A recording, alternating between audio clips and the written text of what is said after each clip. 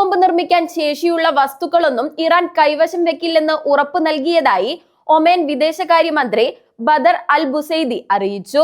Iran US ആണവ കരാർ ചർച്ചകൾ പുരോഗമിക്കുന്നതിന്റെ പശ്ചാത്തലത്തിലാണ് ഒമാൻ വിദേശകാര്യമന്ത്രിയുടെ പ്രതികരണം. അമേരിക്കയുമായുള്ള ഒത്തുതീർപ്പ് കരാർ നമ്മുടെ പരിധിക്കുള്ളിൽ എത്തിക്കുന്നതിന്റെ ഒരു വഴിത്തിരിവാണിതെന്നായിരുന്നു ഒമാൻ വിദേശകാര്യമന്ത്രി പറഞ്ഞത്. ഒരിക്കലും ബോംബ് നിർമ്മിക്കാൻ ശേഷിയുള്ള ഒരു വസ്തുവും ഇറാൻ കൈവശം വെക്കില്ലെന്നത് ചർച്ചയിലെ സുപ്രധാന നേട്ടമായി കാണാമെന്നായിരുന്നു ഒമാൻ പറഞ്ഞത്. മുൻ പ്രസിഡന്റ് ഒബാമയുടെ കാലത്ത് നടന്ന ചർച്ചകളിൽ പോലും കാണാൻ കഴിയാത്ത നേട്ടമാണിതെന്നും അദ്ദേഹം കൂട്ടിച്ചേർത്തു. ഇറാൻ US ചർച്ചകളിൽ പുരോഗതിയുണ്ടെന്നും നയതന്ത്രങ്ങൾക്ക് സമയം നൽകണമെന്നും മധ്യസ്ഥത വഹിച്ച ഒമാൻ ആവശ്യപ്പെട്ടു.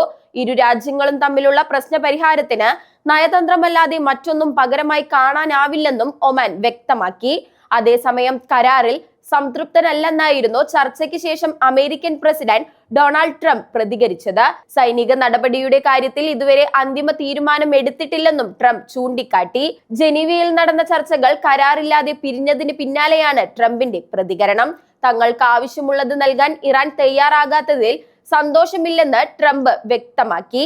ഇറാന്റെ ആണവ അഭിലാഷങ്ങൾക്കെതിരെ കരാറിലെത്തിയെങ്കിൽ സൈനിക നടപടി ഉണ്ടാകുമെന്നും അദ്ദേഹം മുന്നറിയിപ്പ് നൽകി.